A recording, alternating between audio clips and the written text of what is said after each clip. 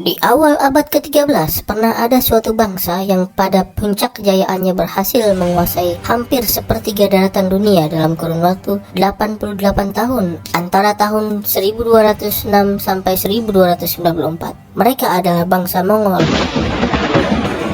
dengan pemimpinnya yang paling terkenal, Genghis Khan. Pada tahun 1206, Genghis Khan memproklamirkan berdirinya Kekaisaran Mongol dan mulai melakukan ekspansi ke segala arah. Genghis Khan muda memang berambisi untuk menguasai dunia. Ia wafat pada tahun 1227 dan digantikan oleh Ögedei Khan, selanjutnya oleh Güyük Khan, Mongke Khan, dan Kublai Khan.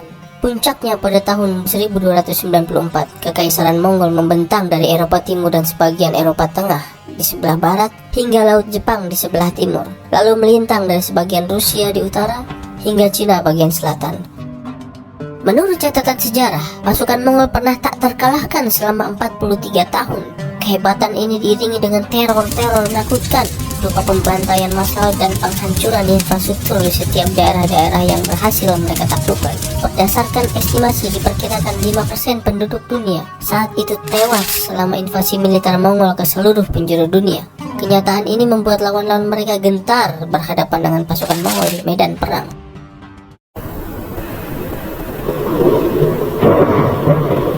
Pada masa itu, dunia Islam mengalami era yang paling kelam dalam sejarah.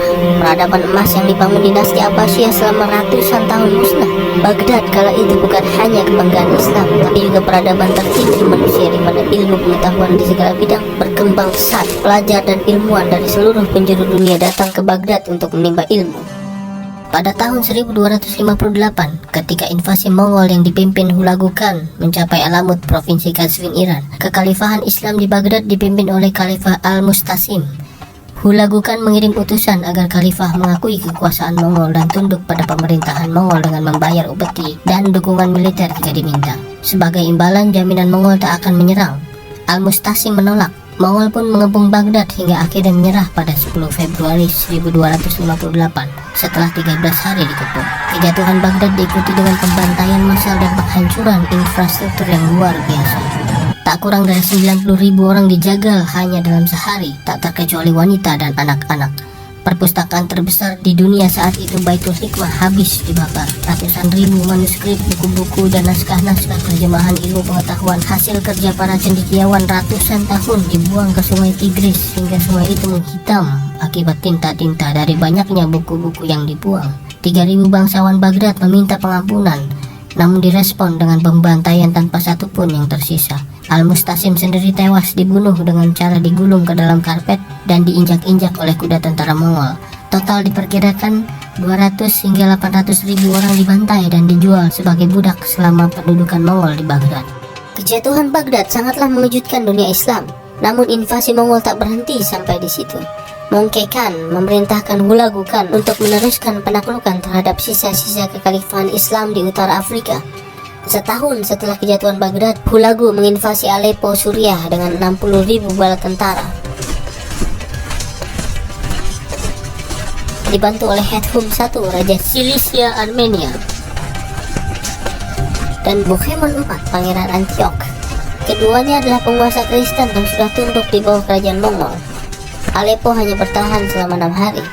Kejatuhannya diikuti dengan kejatuhan wilayah-wilayah Suriah lainnya.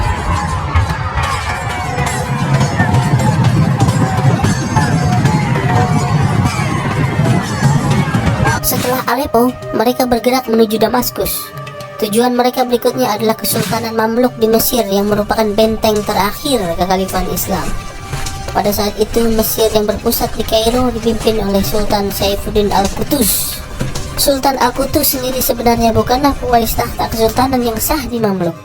Pada tahun 1257, atau setahun sebelum kejatuhan Baghdad, Sultan Mamluk Izzuddin Aibak tewas dibunuh oleh sebuah konspirasi yang diyakini ditunggangi oleh istrinya sendiri.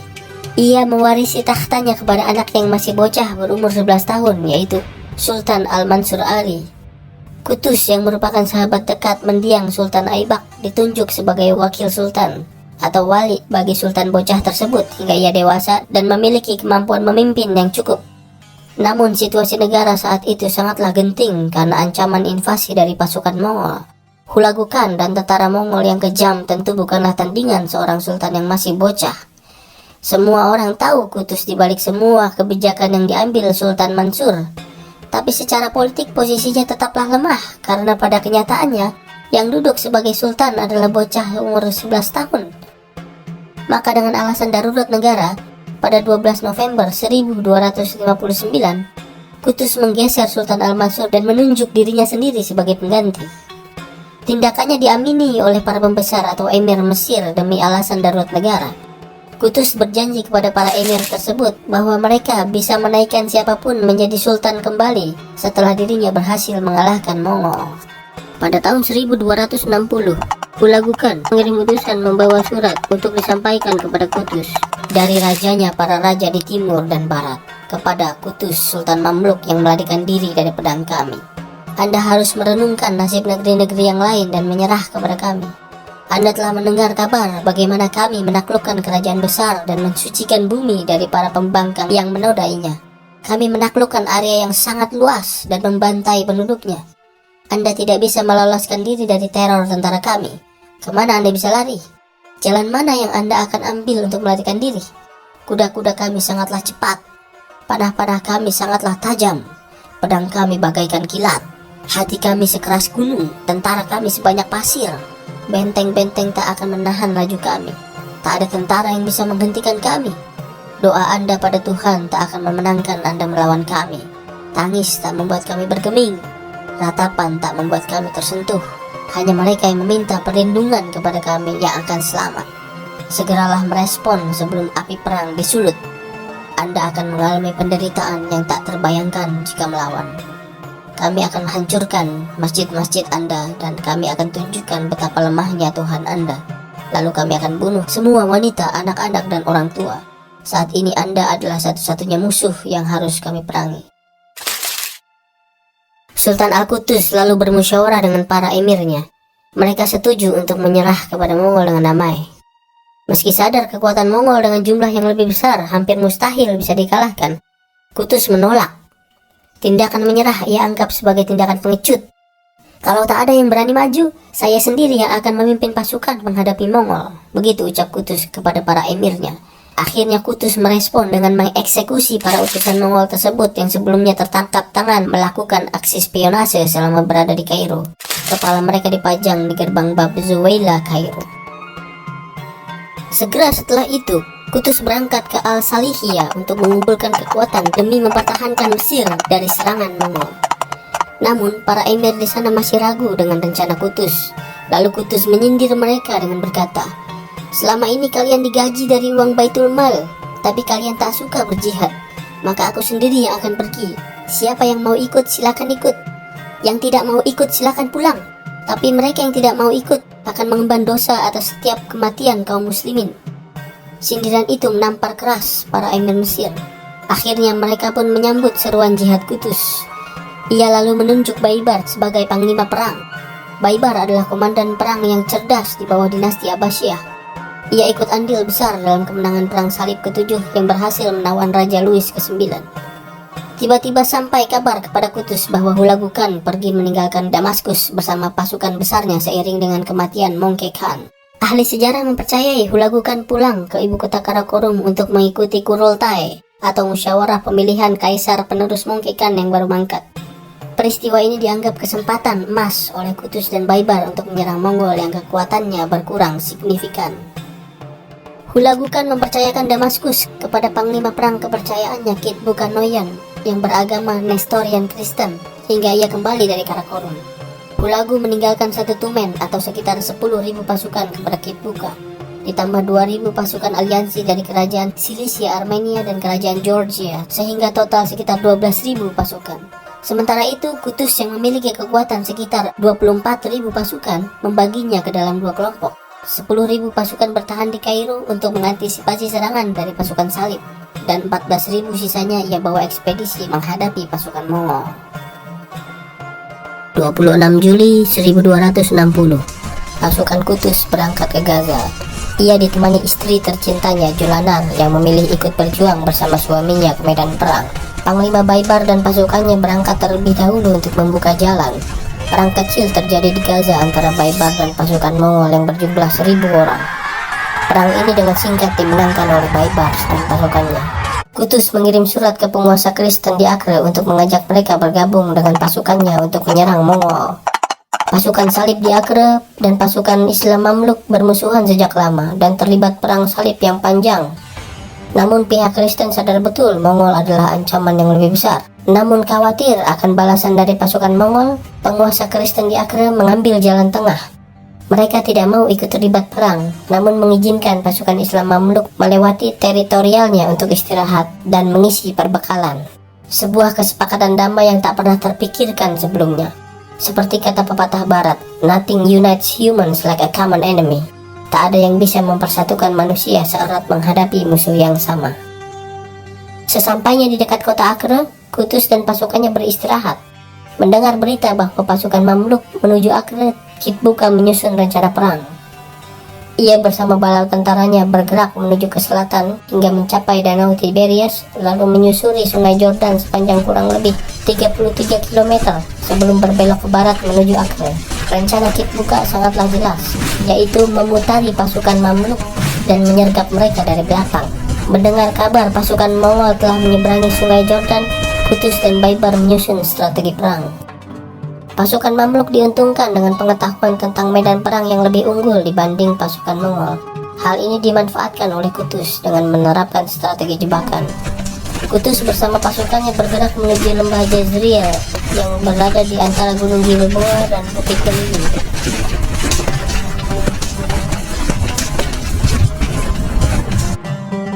Sesampainya di tempat yang cukup strategis, Qutuz mengatur siasat. Ia menempatkan pasukan intinya di daratan tinggi dan bersembunyi di balik pepohonan. Lalu ia mengirim Baibars dengan sejumlah pasukan kecilnya ke dataran rendah di sebelah timur dan menanti pasukan Mongol sebagai umpan.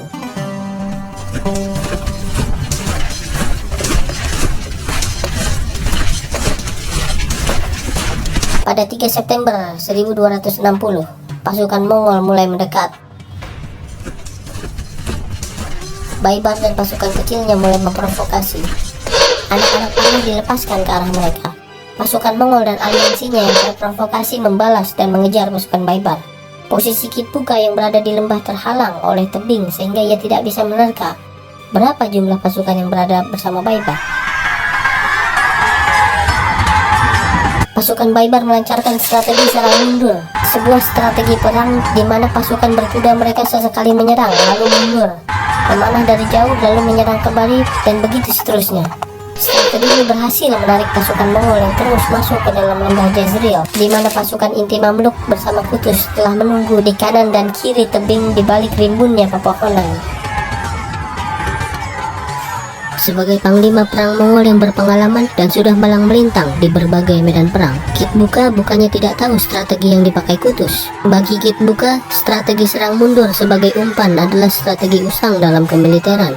Namun karena kecongkakannya dan yakin bahwa pasukan Mongol tak terkalahkan, bukannya waspada dengan jebakan yang disiapkan Qutuz, ia malah terus mengejar pasukan Baibars dan membiarkan dirinya dan pasukannya masuk perangkap Qutuz. Sejarah mencatat pasukan Mamluk juga menggunakan meriam genggam yang mereka sebut Midfaiyah. Senjata yang dikembangkan para cendekiawan Muslim Mamluk itu sebenarnya masih prototipe yang masih butuh banyak penyempurnaan. Tapi Panglima Baibars bersikeras membawanya ke medan perang Ain Jalut. Akurasinya sangatlah buruk, namun suara dentumannya cukup efektif membuat takut kuda-kuda tentara Mongol. Meski satu persatu pasukan Baibars terus berguguran, ia membuktikan diri sebagai panglima yang cakap dengan tetap menjaga kedisiplinan barisan pasukannya hingga mendekati pasukan inti. Ketika pasukan Mongol semakin mendekat, Qutuz membakar semangat juang pasukannya dengan mengingatkan kekejaman pasukan Mongol. Ia berkata, "Tak ada pilihan lain selain perang kecuali kematian kalian dan anak istri kalian." Saat pasukan Mongol masuk ke dalam jangkauan panah pasukan inti Mamluk, Qutuz memerintahkan sayap kanan pasukannya untuk mulai menyerang Mongol dengan panah. Kitbuka pun segera menyadari bahwa pasukannya telah dikepung dari 3 sisi. Dengan sigap, Kitbuka memerintahkan pasukannya mundur dan membentuk formasi dinding tameng dan membalas memanahi pasukan Mamluk dari dinding tameng mereka. Formasi ini ia gunakan untuk bertahan dan sekaligus memancing pasukan Mamluk untuk turun dari bukit. Namun Qutuz dengan jeli membaca taktik Kitbuka ini. Kutus pun memerintahkan pasukannya untuk tetap di posisi dan terus memanahi musuh dari tempat mereka berdiri.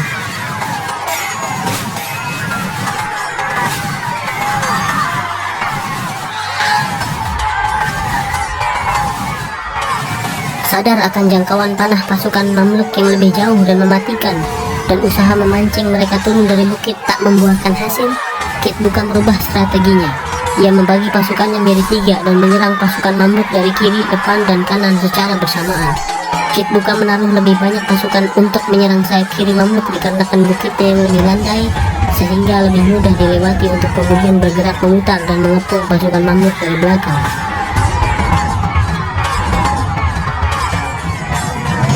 Kalah jumlah pasukan membuat sayap kiri Mamluk goyah. Pasukan Mongol terus menekan pasukan Mamluk yang barisannya mulai pecah. Melihat sayap kiri pasukannya diambang kehancuran, Kutus yang menyaksikan pertempuran dari kejauhan bergegas membantu. Saksi sejarah mencatat saat itu Kutus melepas helm perangnya agar pasukannya melihat siapa yang datang. "Oh Islam, oh Islam, oh Islam!" teriak Kutus kepada pasukannya. Kutus dan para pengawal pribadinya menerjang medan pertempuran, tak terkecuali istri tercintanya Julana yang dengan gagah berani ikut menghunus pedang dan bertarung melawan pasukan Mongol hingga akhirnya tewas sebagai syahidah akibat bitikan tentara Mongol dari belakang. Saat sekarat di bangkuan Kutus, istrinya berucap, "Wahai kekasihku, janganlah engkau mencintaiku melebihi cintamu berjihad di jalan Allah." Aksi Kutus akhirnya membuat moral pasukan kembali berkobar. Meski kalah jumlah di sayap kiri, sedikit demi sedikit barisan Mamluk kembali pulih. Sementara di sisi lain pasukan Mongol mulai kelelahan. Serangan mereka mulai mengendur. Sayap kiri Mamluk pun berbalik menekan pasukan Mongol turun dari bukit. Sementara itu Baibar dan pasukannya di tengah bertarung habis-habisan menahan desakan pasukan Mongol. Melihat kegagalan pasukannya menghancurkan sayap kiri Mamluk, Kit Buka menggeser konsentrasinya ke tengah dengan menerjunkan pasukan terakhirnya untuk menerobos barisan tengah Mamluk yang dikawal Baibar dan membuat dirinya sendiri dalam bahaya tanpa pengawalan. Melihat seluruh pasukan Mongol telah habis diterjunkan, Baibar memerintahkan sayap kanan Mamluk untuk turun dari bukit dan menyerang Mongol habis-habisan untuk mengepung mereka. Sementara itu sayap kiri Mamluk semakin mendesak pasukan Mongol ke tengah dan mulai mengepung mereka. Keadaan semakin genting bagi pasukan Mongol. Kekalahan mereka telah nyata di depan mata. Melihat kondisi ini, penasihat militer Kit Buka menyarankan dia untuk mundur. Namun ia menolak dan merespon dengan berkata, "Kita harus mati di sini, hidupkan yang Lagun!" teriaknya sambil melompat menerjang pasukan Mamluk dan ikut bertempur melawan mereka hingga akhirnya berhasil ditangkap. Melihat panglimanya ditawan, pasukan Mongol mulai kocar-kacir. Mereka sadar perang telah usai. Sisa-sisa pasukan Mongol lari tunggang-langgang ke arah Beit Shehan dan melakukan perlawanan kembali, namun berhasil dipatahkan. Sekitar 90% pasukan Mongol tewas. Kutus mencium tanah dan bersujud syukur, sementara pasukannya sibuk mengumpulkan harta rampasan perang. Nasib Kit Buka sendiri adalah dieksekusi di tempat, kepalanya dikirim ke Kairo. Kemenangan Islam Mamluk pada perang Ain Jalut membuktikan bahwa pasukan Mongol bisa dikalahkan setelah selama 43 tahun tak terkalahkan. Kemenangan ini juga menjadi titik balik dalam sejarah perjalanan kekaisaran Mongol yang mulai mengalami kemunduran. Sejak kalah perang di Ain Jalut, pasukan Mongol terus mengalami berbagai kekalahan melawan pasukan Islam. Ditambah perang saudara antara Hulagu Khan dan Berke Khan, pemimpin Khanat dari Golden Horde yang masuk Islam dan ikut membela Islam. Sementara itu Saifuddin Al-Qutus dianggap sebagai pahlawan penyelamat Islam. Kemenangannya di Ain Jalut bukan hanya menyelamatkan Mesir, tapi juga 3 kota suci Yerusalem, Mekah, dan Madinah, yang apabila ia kalah kemungkinan besar akan dikuasai Mongol.